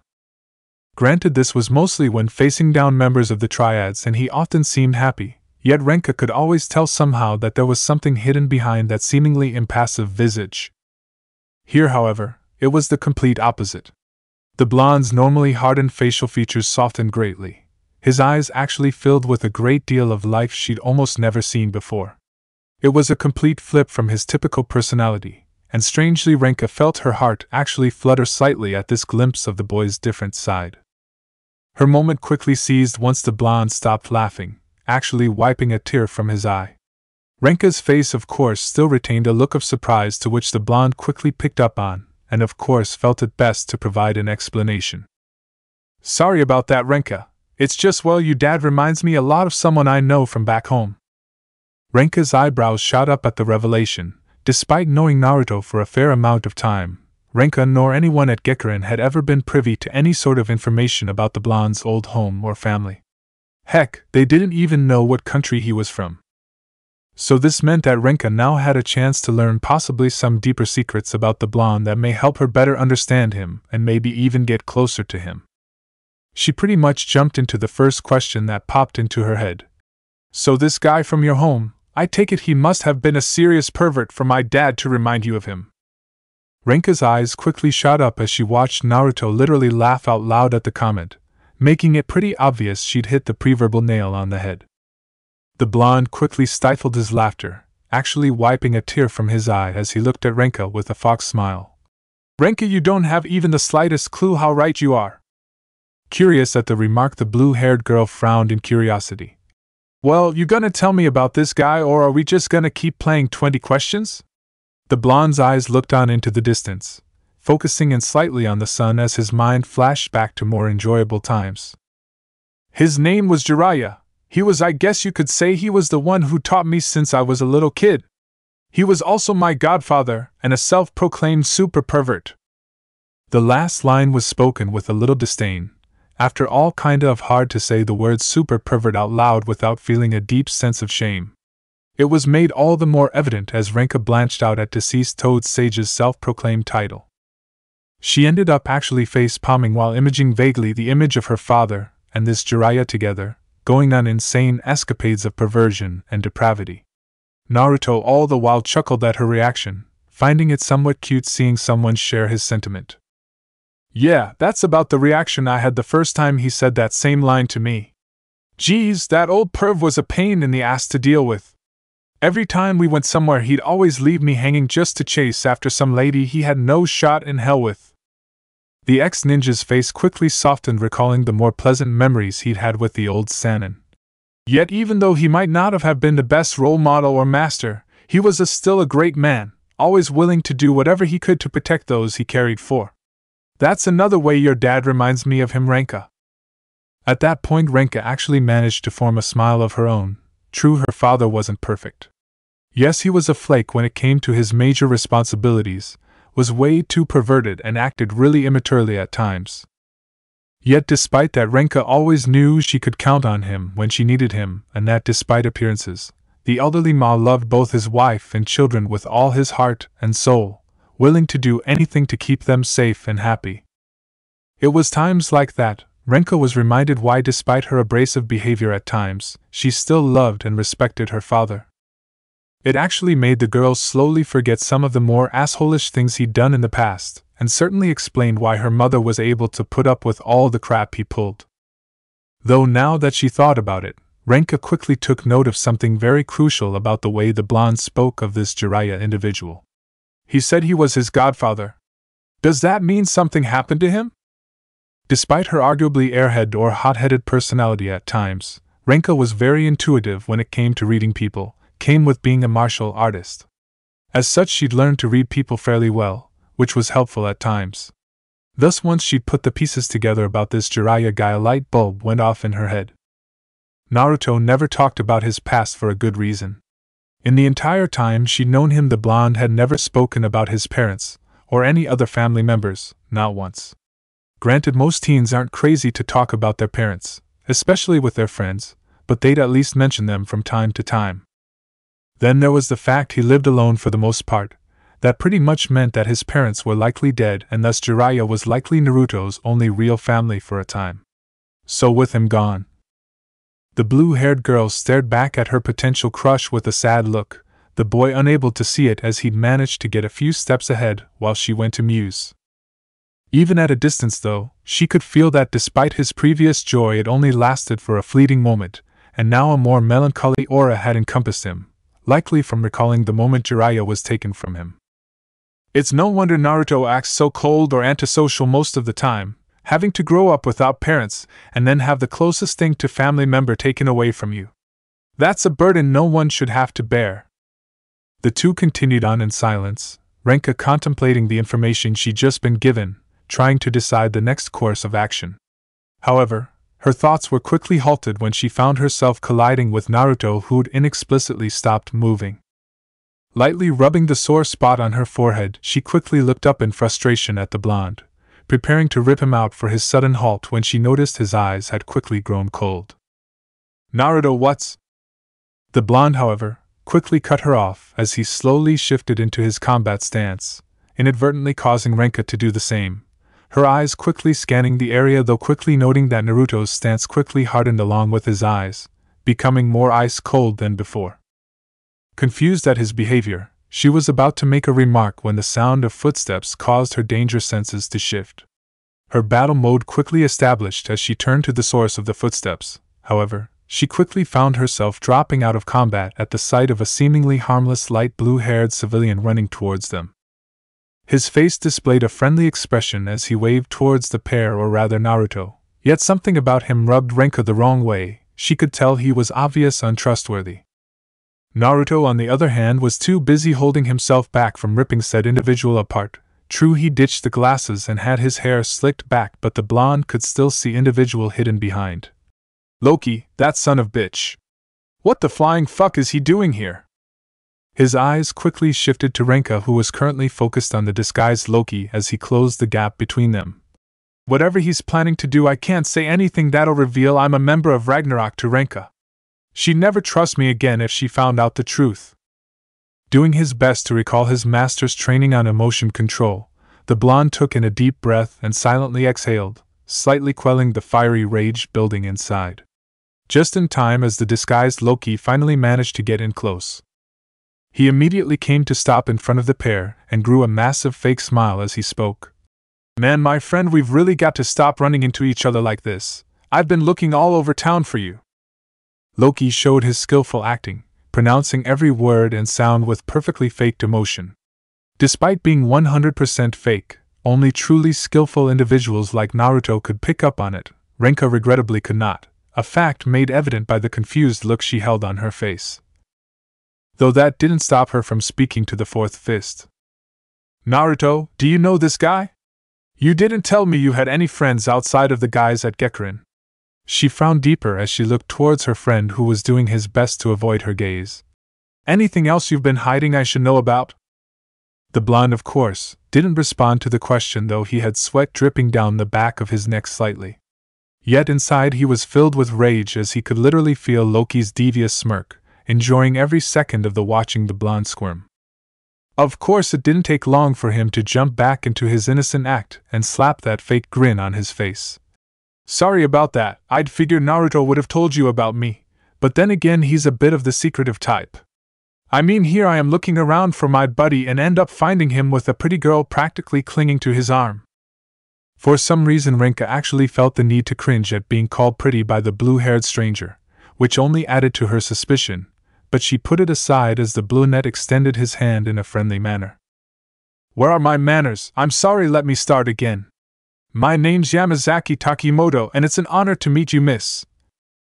Renka-ma, and it's nice to meet you, Yamazaki. Glad to finally meet someone who knows Naruto that doesn't want him dead or injured. Yamazaki's smile turned sinister for a moment as he shook the girl's hand. Oh, don't worry about that, my dear. We'll get along to that little scenario soon enough. But as my grandfather always said, when you've got someone by the balls, exploit the hell out of it until he's got nothing left to milk from. So Renka, I'm curious as to where you know Naruto from. He's never mentioned you before, and I can't even begin to fathom why. Shaking away the uneasiness she was feeling, Renka simply stood there as she spoke. Well, Naruto and I work in the same restaurant, where it's my job to make sure this idiot doesn't destroy the place on a regular basis. Despite the tense atmosphere and gravity of the situation, Naruto felt his ego deflate somewhat, mainly at the fact Renka just wouldn't let his slight petition for destruction slide. Accidentally cover her in egg foo young one time and she never lets it go. Loki easily maintained his facade, enjoying his comrade's torture both verbally and psychologically. Though he still had a mission to complete and decided to cut the chit-chat.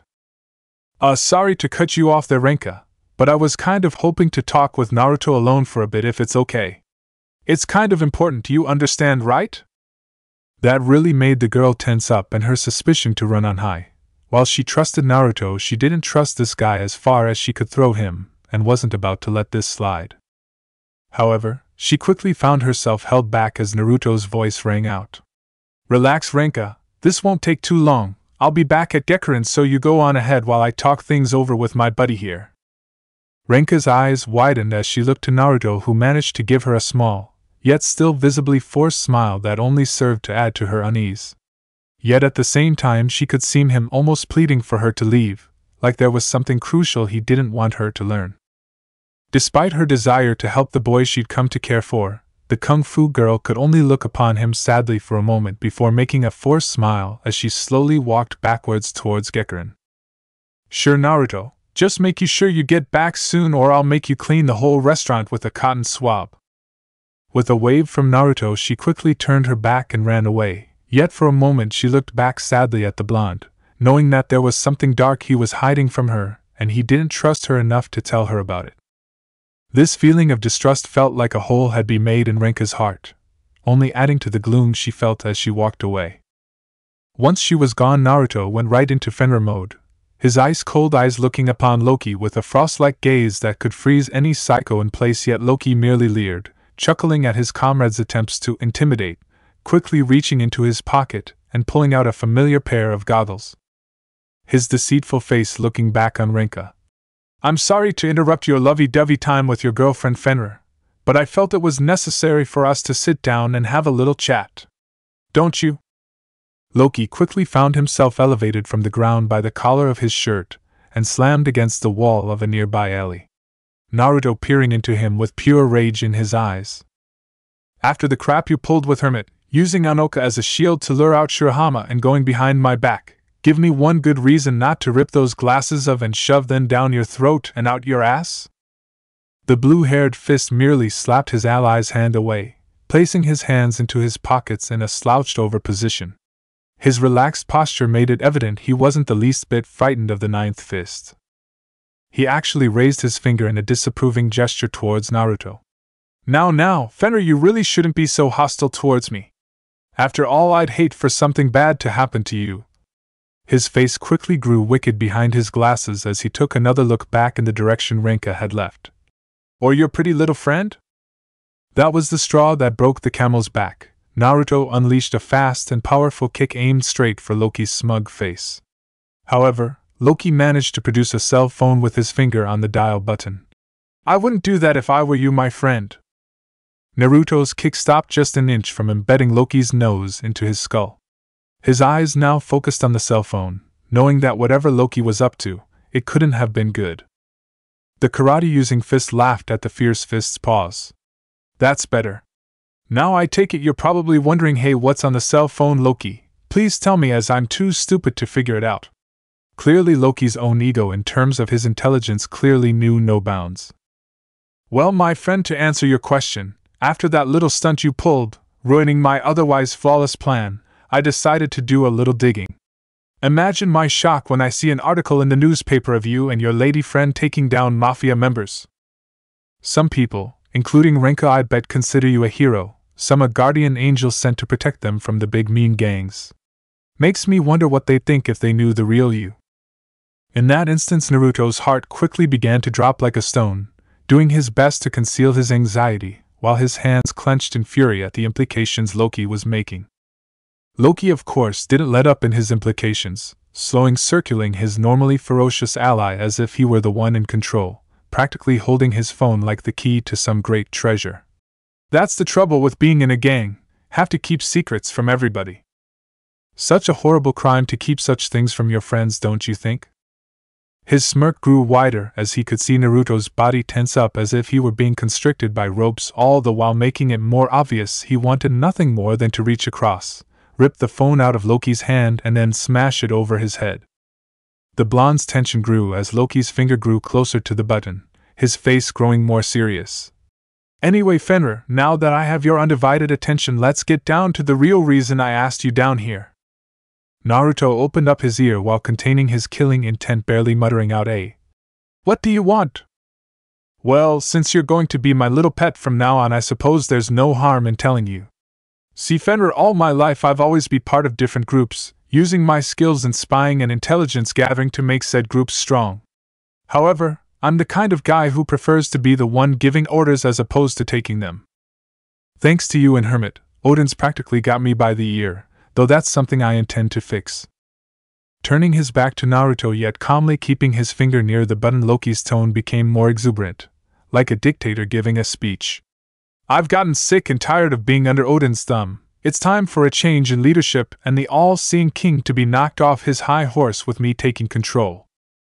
The trickster started to chuckle with glee as spoke of his plans, while Naruto could only look on in disgust at the individual's obvious lust for power, reminiscent of a certain four-eyed sound ninja. Turning towards the one he was blackmailing, Loki got inches away from his face. "Here's what's going to happen, Fenrir. Right now, thanks in part to Shirahama's actions, the other fists are starting to slowly lose faith in Odin's leadership. However, your actions managed to halt that process significantly. So I'm going to need you to do a few things to fix that problem. He quickly backed away from him while dangling his phone in front of the blonde. I'm going to start calling you over the next couple of weeks with instructions for some favors I need you to do for me, and you'll follow every detail I give to the letter. His finger quickly shifted to the send keep. Failure to meet my requests won't just merit your secret getting blown wide open, my friend, oh, not by a long shot. Grinning from ear to ear, he pulled out a small video pad. The picture which Naruto saw caused his eyes to widen drastically. Loki only smirked as the blonde saw the pad contained a complete security camera-like array of different small screens showing different areas both he and Renka visited, including Gekurin. One screen in particular was currently focused on Renka walking down the pathway. I had my shadows do a little work tracking your girlfriend's daily walking routine and managed to find all the spots she's at. His finger then drifted to the send key of his phone again. With a single press of the button, I'll send a message to the Chinese mafia, who are just so friendly, as long as you give them the location of a certain person they want dead. If Naruto wasn't pissed off before, he was absolutely furious now. Threatening his secret and possibly ruining his friendship with Renka was one thing, but outright threatening her life, that was crossing every line. Yet despite his skill, there was nothing he could do at the moment. Loki had him. Oh, he wasn't giving up by any means. It was just right now wasn't the time to act. He couldn't just strike Loki down and take the phone. His flunkies were probably ordered to do the same thing if their boss didn't report back after a while. The blonde of course chose to say nothing, finding it best to stay quiet, not wishing to escalate things any further. Loki quickly deduced he had the fierce fist by the neck and smiled at his accomplishment. Now don't get too bent out of shape, Fenrir. As long as you do everything I ask of you for the next few weeks, then you have nothing to fear. So do me a favor and smile a little more. The fourth fist slowly made his way back to his home, having gotten his point across, though not before turning to give his hostile comrade one last look. I'll be contacting you in the near future with your first task, my friend. Once Ragnarok is firmly under my control, then I'll let you free, and then you can spend all the time you want with that Renka girl. With a half-hearted wave, the blue-haired trickster gradually disappeared from view, his grin going full-on demonic. Now that I've got Fenrir back on my side, pretty soon Odin will need that all-seeing gaze of his just to cover his own ass. I've got a feeling things are gonna get really fun soon. Once the fourth fist was completely out of sight, Naruto just stood there for a moment, his mind fully digesting everything that had just happened. In the next instance, in a flash, his leg was firmly planted into a lamppost, leaving a massive dent in the pole, causing it to quickly give way and the light to crash again the street, sending glass every way. Naruto of course didn't care much about the property damage, instead too focused on the spot Loki just disappeared from. He did his best to regain control of his emotions, though still wasn't happy about being blackmailed on two fronts by the fourth fist. It was bad enough the guy went behind his back once, but this was worse. His cold blue eyes peered towards Loki's last location before quickly taking note of the progressively setting sun, letting out a huff of mild annoyance, and slumping his shoulders in frustration. The blonde kicked up a little dirt as he muttered to himself. Guess I'll have to figure out a way out of this mess while walking back to Gekurin. Can't let her think anything's up. The last thing I need is her snooping around. So with one last frustrated huff, the blonde quickly spun on his heel to face the direction of his original destination before walking back, though his mind was currently being flooded with images of the former shinobi torturing Loki in ways too graphic to be described. Though safe to say, Loki just made the top of Naruto's hit list, and there was no way he was going to take this crap lying down. Alright Loki, I tried going easy on you cause I owed you one, but you've officially used up the last of your freebies. You can threaten me all you want, I don't care about that, but threaten my friends and that's where the gloves come off. And then in that single instance of rage, for a single moment Naruto's blue eyes flashed a familiar shade of crimson. It was fleeting, very fleeting, but just enough for a certain fox to take note of it, his mouth smirking in surprise and glee.